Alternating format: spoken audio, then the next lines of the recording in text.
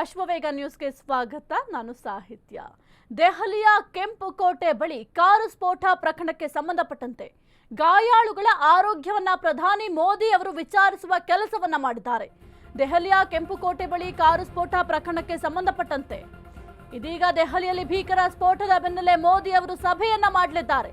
ಭದ್ರತಾ ಸಂಪುಟ ಸಮಿತಿಯ ಸಭೆಯನ್ನ ಕರೆದಿದ್ದಾರೆ ಪ್ರಧಾನಿ ನರೇಂದ್ರ ಮೋದಿ ಅವರು. ಭೂತಾನ್ನಿಂದ ವಾಪಸ್ ಆಗ್ತಾ ಇದ್ದಂತೆ ಮೋದಿ ಸಭೆ ಇಂದು ಸಂಜೆ 5:30ಕ್ಕೆ ಮೋದಿ ನೇತೃತ್ವದಲ್ಲಿ ಮೀಟಿಂಗ್ ಅನ್ನ ಮಾಡಲಾಗುತ್ತೆ. ಆಪರೇಷನ್ ಸಿಂಧೂರಕ್ಕೂ ಮೊದಲು ಪ್ರಧಾನಿ ಸಭೆಯನ್ನ ಮಾಡಲಿದ್ದಾರೆ.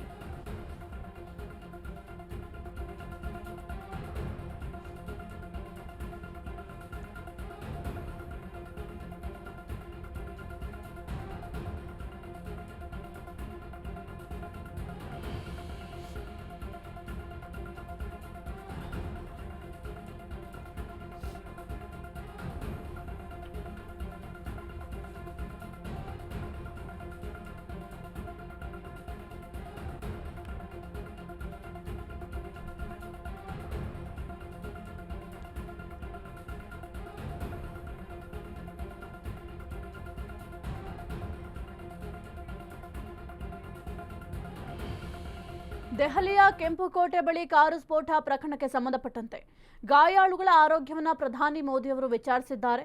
ದೆಹಲಿಯ LNJP ಹಾಸ್ಪಿಟಲ್ಗೆ ಮೋದಿ ಭೇಟಿ ಕೊಟ್ಟಿದ್ದಾರೆ. ಗಾಯಾಳುಗಳಿಗೆ ಸಾಂತ್ವನವನ್ನು ಹೇಳಿದ್ದಾರೆ ನರೇಂದ್ರ ಮೋದಿ ಅವರು.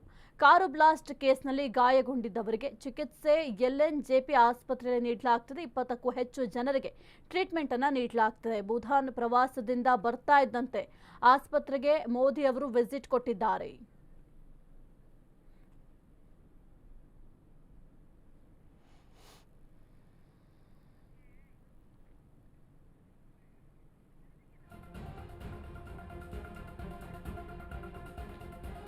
ದೆಹಲಿಯ LNJP ಹಾಸ್ಪಿಟಲ್ಗೆ ಮೋದಿ ಅವರು ಭೇಟಿಯನ್ನ ಕೊಟ್ಟಿದ್ದಾರೆ. ಅಲ್ಲಿರುವಂತಹ ಗಾಯಾಳುಗಳ ಆರೋಗ್ಯವನ್ನ ವಿಚಾರಿಸುವ ಕೆಲಸವನ್ನ ಮಾಡಿದ್ದಾರೆ. LNJP ಆಸ್ಪತ್ರೆಯಲ್ಲಿ 20ಕ್ಕೂ ಹೆಚ್ಚು ಜನರಿಗೆ ಸದ್ಯಕ್ಕೆ ಟ್ರೀಟ್ಮೆಂಟ್ ಅನ್ನ ನೀಡಲಾಗ್ತಾ ಇದೆ. ಅಲ್ಲಿ ಹೋಗಿ ಅವರ ವಿಚಾರಿಸಿದ್ದಾರೆ. ಆರೋಗ್ಯ ಪರಿಸ್ಥಿತಿ ಯಾವ ರೀತಿ ಇದೆ ಅದೆಲ್ಲದರ ಬಗ್ಗೆ ಕೂಡ ಮಾಹಿತಿಯನ್ನು ಪಡ್ಕೊಳ್ಳುವ ಕೆಲಸವನ್ನ ಮಾಡಿದ್ದಾರೆ.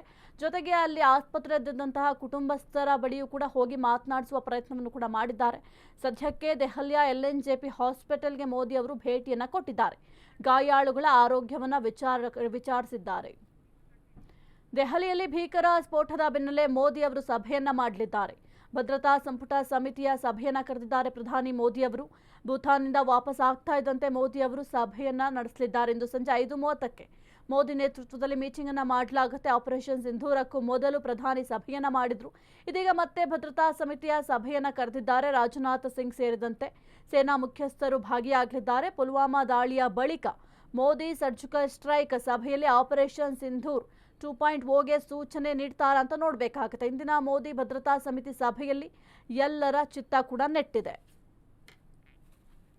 ಇಂದು ಸಂಜೆ 5:30ಕ್ಕೆ ಮೋದಿ ನೇತೃತ್ವದಲ್ಲಿ ಮೀಟಿಂಗ್ ಅನ್ನ ಮಾಡಲಾಗುತ್ತೆ. ಆಪರೇಷನ್ ಸಿಂಧೂರಕ್ಕೂ ಮೊದಲು ಇದೇ ರೀತಿಯ ಸಭೆಯನ್ನ ಪ್ರಧಾನಿ ಮೋದಿ ಅವರು ಮಾಡಿದ್ರು. ಈಗ ಮತ್ತೆ ಈ ಒಂದು ಸಭೆಗೆ ಆಹ್ವಾನವನ್ನು ಕೊಟ್ಟಿದ್ದಾರೆ. ಎಲ್ಲರೂ ಕೂಡ ಸಭೆಯಲ್ಲಿ ಭಾಗಿಯಾಗಬೇಕು ಅಂತ ಸೂಚನೆ ಕೊಟ್ಟಿದ್ದಾರೆ. ಹಾಗಾಗಿ ಏನಾದರೂ ಆಪರೇಷನ್ ಸಿಂಧೂರ್ 2.0 ಏನಾದರೂ ಪ್ರಾರಂಭ ಆಗತ್ತಾ? ಸದ್ಯಕ್ಕೆ ಎಲ್ಲರ ಚಿತ್ತ ಮೋದಿ ಅವರ ಮೀಟಿಂಗ್ ನತ್ತ ನೆಟ್ಟಿರುವಂಥದ್ದು. ಆಪರೇಷನ್ ಸಿಂಧೂರಕ್ಕೂ ಮೊದಲು ಪ್ರಧಾನಿ ಅವರು ಸಭೆಯನ್ನ ಮಾಡಿದ್ರು. ಈಗ ಯಾವ ರೀತಿ ಸಭೆಯನ್ನ ಮಾಡ್ತಿದ್ದಾರೆ ಅದೇ ರೀತಿಯಲ್ಲಿ ಸಭೆಯನ್ನ ಮಾಡಿದ್ರು. ಇಂದು ಭದ್ರತಾ ಸಂಪುಟ ಸಮಿತಿಯ ಸಭೆಯನ್ನು ಕೂಡ ಪ್ರಧಾನಿ ನರೇಂದ್ರ ಮೋದಿ ಅವರು ಕರೆದಿದ್ದಾರೆ. ಹಾಗಾಗಿ ಈ ಒಂದು ಸಭೆಯಲ್ಲಿ ಯಾವೆಲ್ಲ ವಿಚಾರಗಳ ಬಗ್ಗೆ ಚರ್ಚೆ ಮಾಡ್ತಾರೆ, ಮುಖ್ಯವಾಗಿ ಆಪರೇಷನ್ ಸಿಂಧೂರ್ ಆಯ್ತಲ್ಲ, ಆ ಒಂದು ಸಂದರ್ಭದಲ್ಲೂ ಕೂಡ ಇದೇ ರೀತಿ ಸಭೆಯನ್ನ ಮಾಡಿದ್ರು. ಹಾಗಾಗಿ ಎಲ್ಲರ ಚಿತ್ತ ಈ ಒಂದು ಸಭೆಯತ್ತ ನೆಟ್ಟಿದೆ. ಈ ಒಂದು ಸಭೆಯಲ್ಲಿ ಏನೆಲ್ಲ ನಿರ್ಣಯವನ್ನ ಮಾಡ್ತಾರೆ, ಜೊತೆಗೆ ಆಪರೇಷನ್ ಸಿಂಧೂರ್ 2.0ಗೆ ಈ ಒಂದು ಸಭೆ ನಾಂದಿ ಆಗತ್ತಾ ಎಂಬ ಪ್ರಶ್ನೆ ಕೂಡ ಮೂಡ್ತಾ ಇರುವಂಥದ್ದು. ಹಾಗಾಗಿ ಎಲ್ಲರ ಚಿತ್ತ ಈ ಒಂದು ಸಭೆಯತ್ತ ನೆಟ್ಟಿದೆ. 5:30ಕ್ಕೆ ಈ ಒಂದು ಸಭೆಯನ್ನ ಮಾಡ್ತಾರೆ. ಮೋದಿ ನೇತೃತ್ವದಲ್ಲಿ ಈ ಒಂದು ಮೀಟಿಂಗ್ ಅನ್ನ ಮಾಡಲಾಗತ್ತೆ. ಜೊತೆಗೆ ಆಪರೇಷನ್ ಸಿಂಧೂರಕ್ಕೂ ಮೊದಲು ಕೂಡ ಪ್ರಧಾನಿಯವರು ಈ ಒಂದು ಸಭೆಯನ್ನ ಮಾಡಿದ್ರಿಂದ ಬಹಳ ಕುತೂಹಲಕ್ಕೆ ಕಾರಣ ಆಗಿದೆ. ರಾಜನಾಥ್ ಸಿಂಗ್ ಸೇರಿದಂತೆ ಸೇನಾ ಮುಖ್ಯಸ್ಥರು ಕೂಡ ಭಾಗಿಯಾಗಲಿದ್ದಾರೆ. ಇದೀಗ ಮತ್ತೆ ಭದ್ರತಾ ಸಮಿತಿಯ ಸಭೆಯನ್ನ ಕರೆದಿದ್ದಾರೆ. ಯಾಕೆಂತಂದ್ರೆ ಈ ಒಂದು ಏನು ಕಾರ್ ಬ್ಲಾಸ್ಟ್ ಆಯಿತು, ಈ ಒಂದು ಪ್ರಕರಣ ಯಾವ ರೀತಿ ಅಂತಂದ್ರೆ ಇಲ್ಲಿ ಭದ್ರತಾ ಲೋಪ ಕೂಡ ಆಗಿದೆ. ಹಾಗಾಗಿ ಸದ್ಯಕ್ಕೆ ಭದ್ರತಾ ಸಮಿತಿಯನ್ನ ಸಭೆ ಕರೆದಿದ್ದಾರೆ. ಜೊತೆಗೆ ಭದ್ರತೆಯನ್ನು ಯಾವ ರೀತಿ ಹೆಚ್ಚಿಸಬೇಕಾಗತ್ತೆ, ನಾವು ಇನ್ನೂ ಯಾವ ರೀತಿ ಎಲ್ಲೆಲ್ಲಿ ಭದ್ರತೆಯನ್ನು ಒದಗಿಸಬೇಕು, ಈ ಎಲ್ಲ ವಿಚಾರಗಳ ಬಗ್ಗೆಯೂ ಕೂಡ ಪ್ರಧಾನಿ ನರೇಂದ್ರ ಮೋದಿ ಅವರು ಚರ್ಚೆಯನ್ನ ಮಾಡಲಿದ್ದಾರೆ. ರಾಜನಾಥ್ ಸಿಂಗ್ ಸೇರಿದಂತೆ ಸೇನಾ ಮುಖ್ಯಸ್ಥರು ಕೂಡ ಈ ಒಂದು ಸಭೆಯಲ್ಲಿ ಭಾಗಿಯಾಗ್ತಾರೆ. ಪುಲ್ವಾಮಾ ದಾಳಿಯ ಬಳಿಕ ಮೋದಿ ಅವರು ಸರ್ಜಿಕಲ್ ಸ್ಟ್ರೈಕ್, ಇನ್ನು ಸಭೆಯಲ್ಲಿ ಆಪರೇಷನ್ ಸಿಂಧು 2.0ಗೆ ಸೂಚನೆ ಕೊಡ್ತಾರಾ ಅಂತ ನೋಡಬೇಕಾಗತ್ತೆ.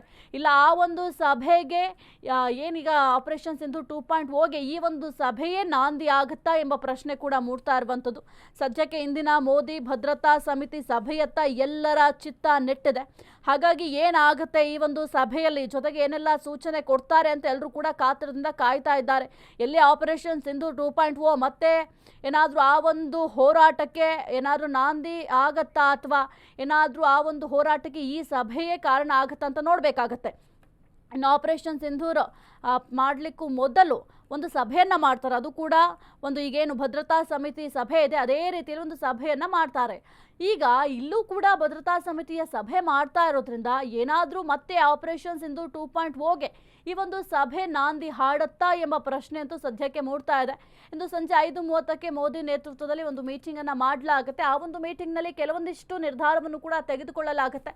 ಭದ್ರತೆಯನ್ನು ಯಾವ ರೀತಿ ಹೆಚ್ಚಿಸಬೇಕು ಅದೆಲ್ಲದರ ಬಗ್ಗೆ ಕೂಡ